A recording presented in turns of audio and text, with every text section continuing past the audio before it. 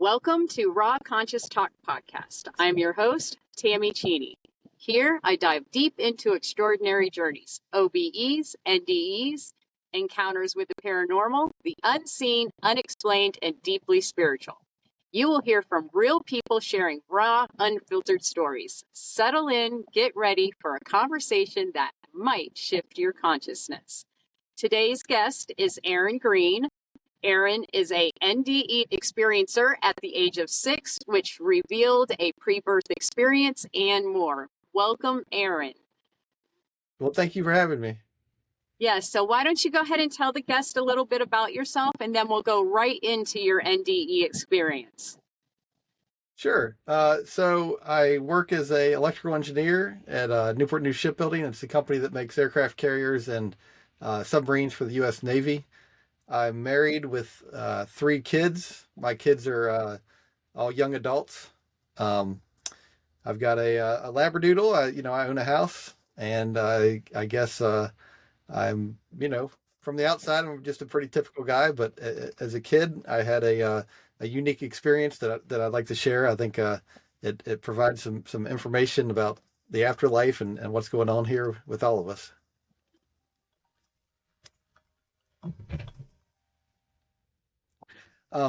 So I'll just go into my experience. So shortly before my 6th birthday, I was playing with some friends in a neighbor's backyard, and I'm not sure what happened, but somehow I developed a breathing difficulty, and no matter what I did, I couldn't get a breath of air. And I started getting more and more concerned. No matter what I did, I just couldn't get air into my lungs. And I was like, my breathing was like stuck. And I knew this was becoming a bigger and bigger problem. So I started to walk away from my friends and go home. My plan was to go, try to find my parents and see if they could help me. But I only got about, roughly 20 feet away from my friends. And this breathing problem triggered something deeper. Somehow it triggered my consciousness or my soul, whatever it is that I really am. I left my body and I watched as my body fell to the ground. And I was just kind of like floating there next to my body. And I looked back and I noticed my friends and the breathing problem and my friends and all the stuff that had been going on that seemed so important. All of a sudden, it seemed like kind of trivial. And almost immediately, my life flashed before me. From when I was born all the way to that moment with the breathing problem, my entire life replayed in extreme detail. And I relived every experience and thought that I had had. And the difference here, what was unique, is that during this replay of my life, it was like I could feel my parents' feelings, and I could feel like how I had impacted other people. But mainly my parents is, the feelings that I caused for them is what really stood out. And it stood out how much my mother loved me. And it stood out that my dad was a good dad and everything, but what really stood out was the frustration that he had when I was a baby, changing diapers and when I was crying. Like I could literally feel that, which I think is interesting. Mm-hmm. But it was kind of like self-evident that it wasn't my fault. I was just a baby. I hadn't done anything wrong, even though I'd caused his frustration. It's like, that's just what it is to be a baby. And somehow that was all self-evident. But it really felt like my life was so short and that I hadn't really done anything in life in those 6 years. Like there was no important decisions that I had made. It seems so short. It's hard to express how short 6 years felt from that perspective. But anyway, I had the immediate realization that like I've been like this before. This isn't the first time I've been like this.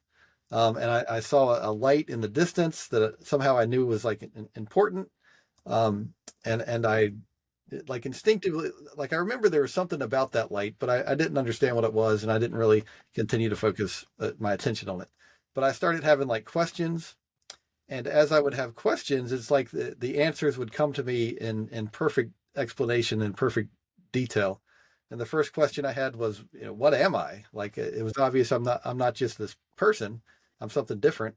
And it's like I could see myself clearly, and I existed as like a round orb of light that just kind of was floating around, and I could see it's like I could see myself, and I was just this round ball of light, and that that seemed natural. Like it was comfortable to be like that. I was kind of like glad to be out of this body. It felt more comfortable to be independent of this body than it is to be in it, and I felt like more intelligent, more myself. I could process information a whole lot faster. It was just it felt great. But after that, I started to have more questions, and as I would have questions, it's like the answer would come to me. So the next question I had was, where did I come from? Like, why am I, where did I come from, and why am I here in this place? Like, what's going on? And so memories that I used to know, they like came back to me, and they answered that question. And so the memory that I relived or re-experienced was I had existed as a round orb of consciousness with hundreds or thousands of other round orbs of consciousness. We were all together in a group in what I would call like a sea of souls. We were all Mm. like next to each other. We were kind of like friends or siblings maybe. Um, but we were all ignorant. We didn't know anything. We didn't have any experience. We were like new baby souls. And periodically we would get some kind of treat. As a kid, it reminded me of a cookie, but it wasn't a cookie, but that's just kind of what it reminded me of. But periodically there would be a treat that would come down, and every soul would get one treat, and we were all happy to get it, and it was nice to have. But one time there was like one fewer treat that came down than there were souls in the group, and so I made the conscious decision, okay, I'm gonna give up my treat so that these other souls can all get their treat. And when the last soul got the last treat, I was very, very gently lifted up out of this group. Um, and the care that was taken to lift me was really noticeable. Um, and a higher level consciousness contacted me mind to mind, like a telepathic communication, and said that it was my creator and that what I had done was very important. Giving up something that I wanted for the benefit of those around me was like a very important thing to do. And it meant that I was ready to begin like a process, or I was ready to move beyond this group that I was in, or this place that I was in. I was told that I was very important and that all these other souls were very important and we were very much loved and cared for. And this higher level consciousness, which I'll call God for simplicity, it was my creator. And basically, God said that he had a wonderful existence in store for us, that there was tremendous happiness, and that our existence was a wonderful thing, and that we were going to really, really enjoy our existence. Like, it was fantastic. It was a wonderful thing. But he further explained that I was new and I needed to basically learn some stuff first. And the way it was explained was pretty straightforward. Basically, God is loving, kind, compassionate, honest, um, empathetic, uh, forgiving. All these loving, positive traits. That's what God is. And I, as a brand new soul, I was just kind of neutral. Like, I didn't embody any of these traits. And essentially, God had a training program for me and all these other souls where we could learn the benefit of being kind, compassionate, and good to others. And it would be very difficult, but by going through this process, we would learn to freely choose to be kind, compassionate, loving, to help others around us. So Um, let me and say something real quick. Would you say that yeah, this is actually your first incarnation as a human then? no, I don't think so. And Okay. I'll explain that. I'll explain that a little more. Okay. Um, but essentially, that's the process. Is we're going to learn these traits, and Mhm. that we were given free will, so God couldn't just give us those traits. We needed to learn them for ourselves. Mhm. Um, but uh, I was also shown that there was like, I was given a choice about all the different planets that I could go to. That, like, there was a whole bunch of different planets that I might go to, and I picked Earth. It was like the right fit for me, and I felt like it was the a good place for me to get my education. But anyway, like that answered my question, and so that memory ended. and I was shown how I had gone from, being a new soul to how I had come to Earth. Mm. And then I had a further question, why am I living this life as Aaron Green? Why am I this person? And so again, I like relived the experience of how I became Aaron. And it started, this memory started, I was a very frustrated and I was like a soul without a body, and I was very frustrated. Like I had just been through something very difficult, and I was kind of like mentally disheveled and a little bit confused. And there were some guides that were helping me. They were helping to get me straightened out. And it was obvious that I had been through many lives before this one at this point. And basically, my guides wanted me to come back to Earth. They felt like going back to Earth would help get me straightened out. And so they wanted me to come back to Earth, and I was very hesitant at first, but finally I agreed. And they showed me some different people I might be, and I rejected some of the first ideas that they had. And eventually we settled on, okay, here's some parents that I could be born to, and we looked at what kind of people, what kind of babies these parents could have. And at first I wanted to be a redheaded girl. I really liked the idea of having red hair because it was rare. And I liked the idea of being a girl because I felt like a girl is less likely to hurt other people.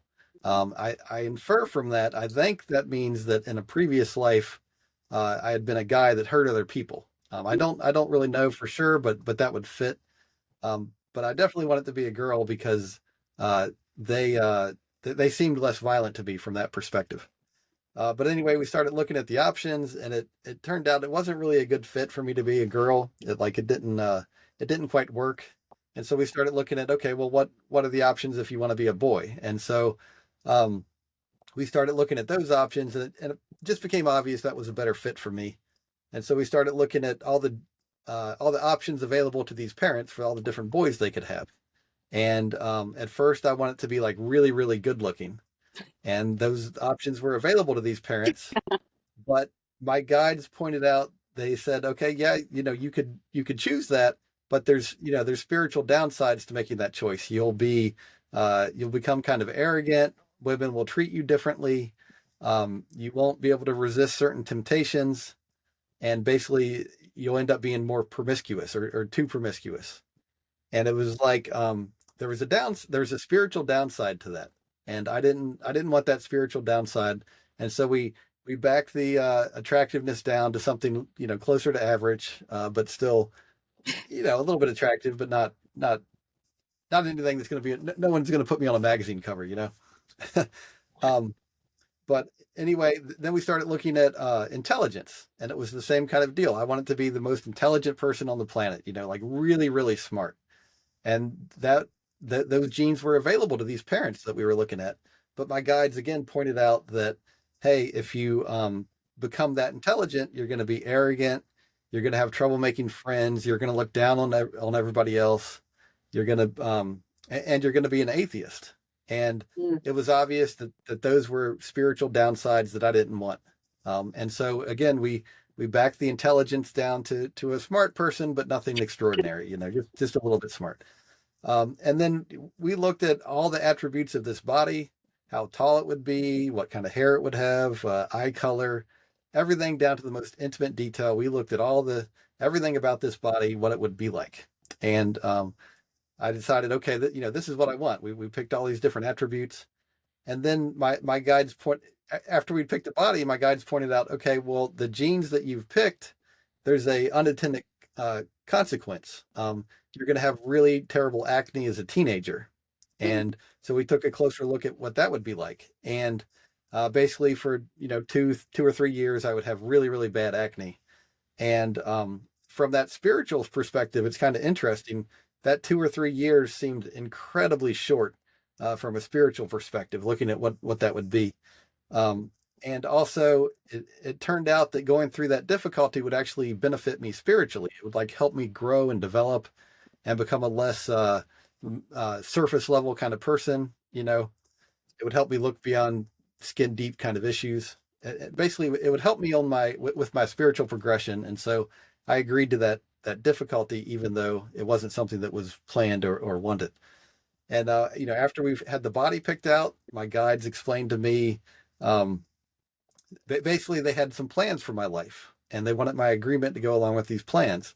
They would show me things I had done in a previous life, and show me how that would then be incorporated into my upcoming life. And the best example of that I have is, in a previous life I had beat someone up, like I had beat them up pretty bad, and my guides showed me that, uh, in order, like, I needed to receive what I had previously given out.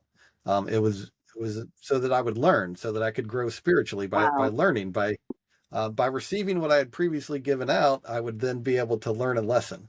And essentially, they had planned out that I would have my nose broken as a as a young teenager, but I needed to agree to it. Like, they couldn't just put that in my life plan unless I agreed to it. But I knew that it was necessary for my development and for me to move past that. I guess like a karmic debt, or whatever you want to call it. This event that I had done in a past life where I hurt somebody, it like held me back spiritually, and to be liberated from that, I needed to go through that same. I needed to go through what I had given to that other person. Anyway, so I agreed to that, and they showed me a whole bunch of other little things like that, things I had done in a previous life, and how that would now be incorporated into my upcoming life. And they showed me, some plans that I had with other people, like some of our relationships were planned out. My job was planned out.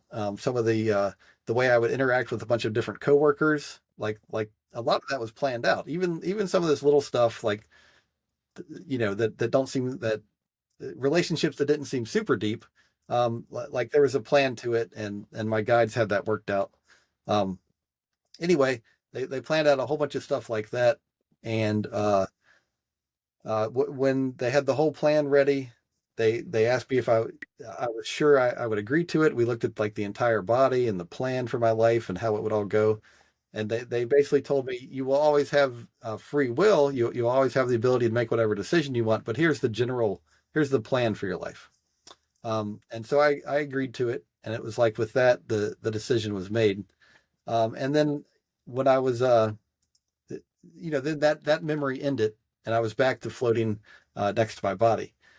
And I had more questions. I wanted to know, well, what happens to souls between lives? Like, what was I doing? I knew that I had lived many lives before this, but what was I doing between lives? I had that question. And I was shown a bunch of different places I had been between lives. I had been in one realm that was just terrible. That was like a terrible place where I was like this terrible. I was kind of like a monster looking thing, and I just fought constantly with those around me. The only thing we knew was fighting with each other. We would try to kill and hurt each other, and Wow. it was a miserable place. But after trying to fight with everyone else around me, eventually I got tired of it, and I actually tried to help somebody, one of my neighbors. And as soon as I tried to help this other soul that was with me, a being of light swooped down from above and pulled me out of this terrible place. And essentially, this angel or being of light, whatever it was, it explained to me that when I was done fighting with those around me, I didn't belong there anymore, and that they had a way for me to continue my progression, so I could continue on my spiritual development. And he further told me that none of the souls there would be stuck there forever, that every single one of them would eventually leave when they were ready. I was shown some other kind of like unhappy realms where I had existed. Some of them looked kind of like Earth, but like unhappy and darker, and the buildings were kind of like decrepit and like crooked. And one place I had been was like extremely dark, and me and a bunch of other souls were just kind of standing around confused, and we didn't know what was going on. But there was other souls, like beings of light, like higher level souls that had come down to try to help us. They wanted to help us transition back to Earth, but we needed to agree to it, and we were all kind of mistrustful. We had trouble accepting that they were there to help us, or believe that anyone would help another soul. But eventually, I agreed to go with one of these beings of light or higher level souls, whatever they were, and they helped me transition back to Earth. But I had also seen that I had been to some happier realms. One of them looked just like Earth, but the buildings were much prettier. The people were very happy there. These were souls that had lived on Earth, and they lived good lives, I guess. And when they got to the afterlife, they kept doing the same kind of stuff they had done on Earth, only everything was prettier, everybody was happier. It was a much more pleasant experience. Mhm. And then I saw this other city of light that I had been to. It was like like all the buildings were translucent and made of light, and so were all the beings there. You could kind of like see through them, and everybody there was really, really happy, like just extremely happy. I couldn't even describe how happy they were.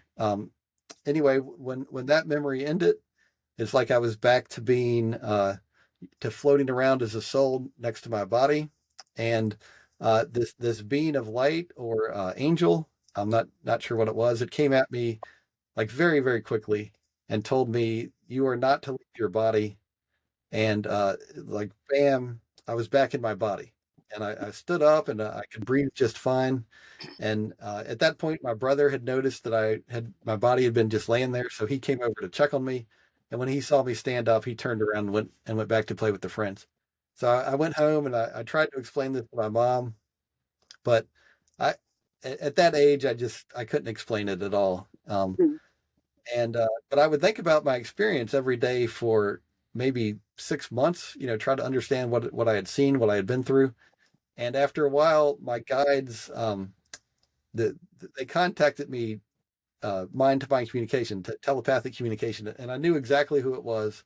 It was kind of like a fingerprint, or if you hear someone's voice, you know exactly who it is. Well, I knew exactly who these beings were that were contacting me, and they explained that um, that there was a couple problems with my experience, with what I had been through. One was that I couldn't develop faith with that experience that I had. It would prevent me from ever developing faith in life.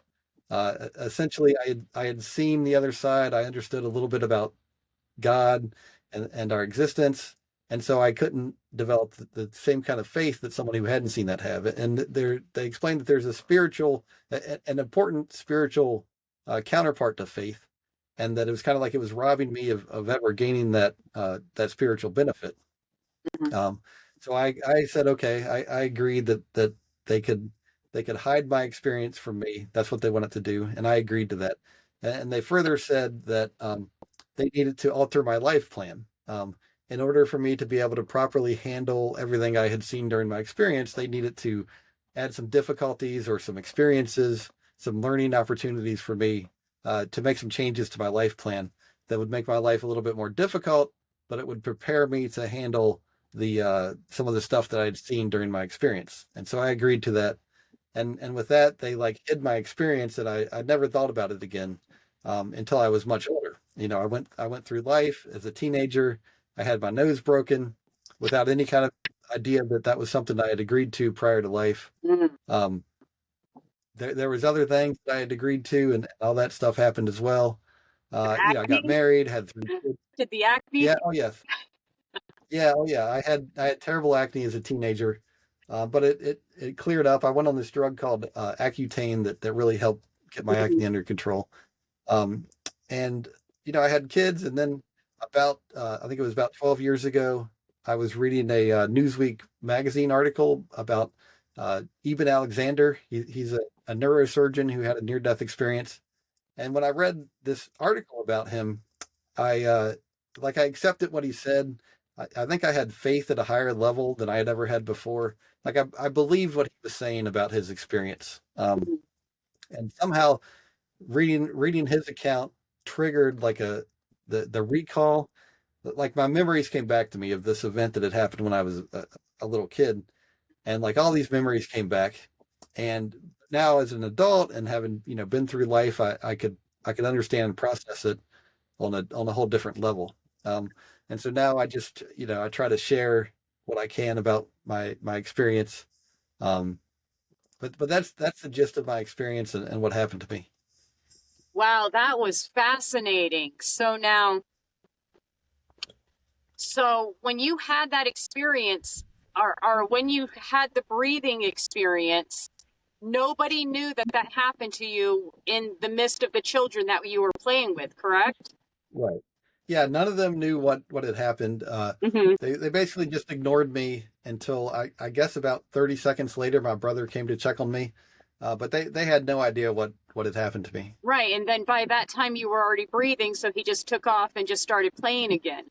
And now Exactly. your experience of trying to explain something to your mom, that memory did not come back until well into your adult life, correct? Right. That's right. So have you went back and asked your mom, does she remember you talking to her about that?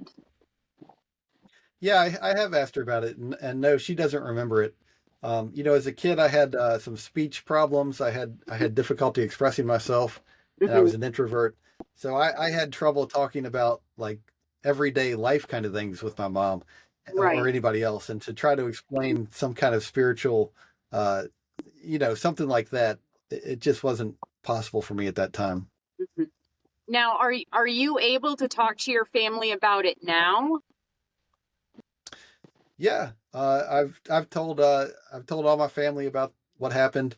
Some of them are very accepting and understand what I'm saying, and some of them are very skeptical and not sure about what I'm saying. I've had a wide range of different feedback from my family. Hmm. And now, when you were on the other side, your memories of being on the other side, what did God look like to you?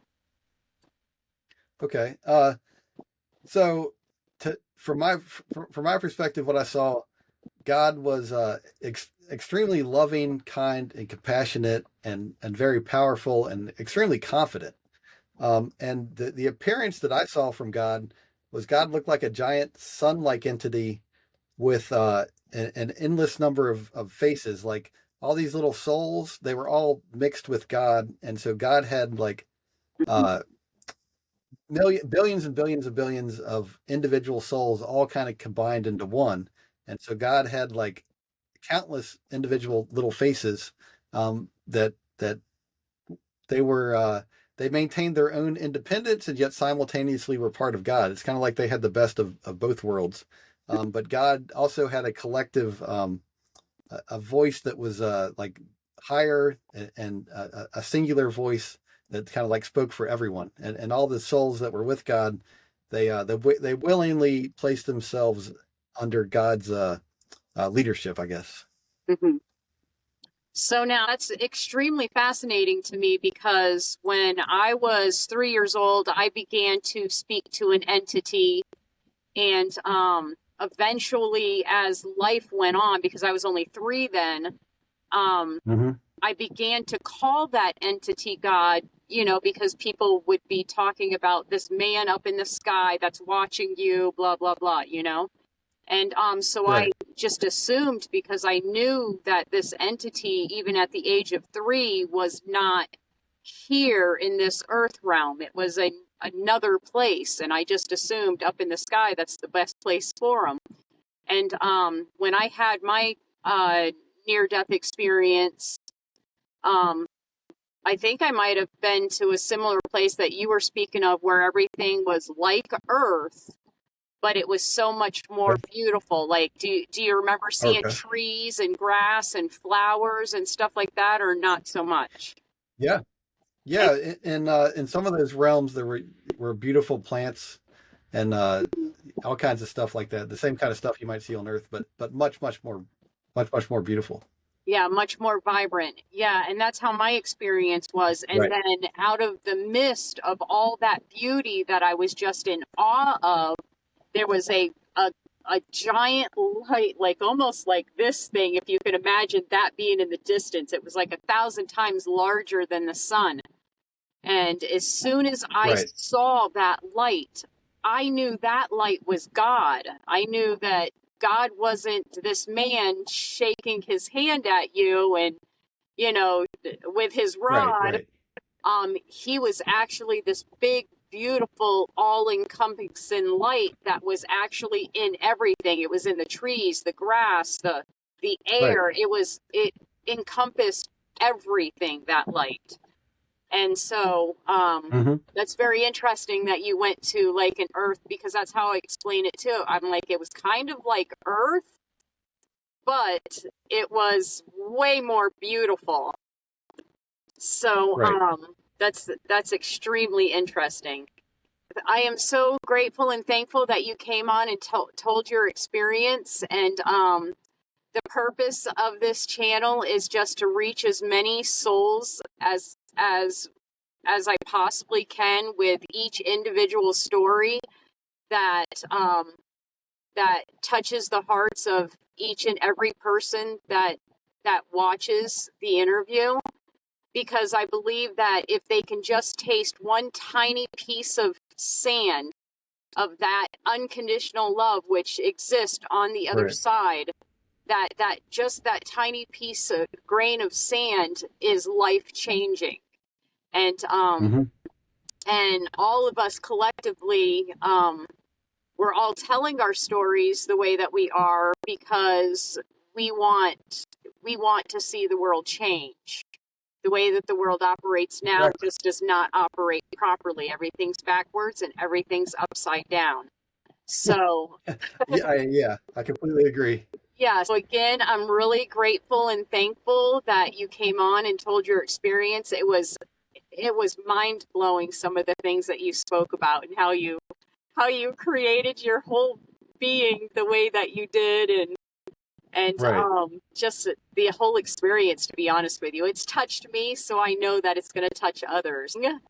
I'm going to go ahead and close out now. Thank you so much for watching. If you've made it to the end, I'd love to hear from you in the comments.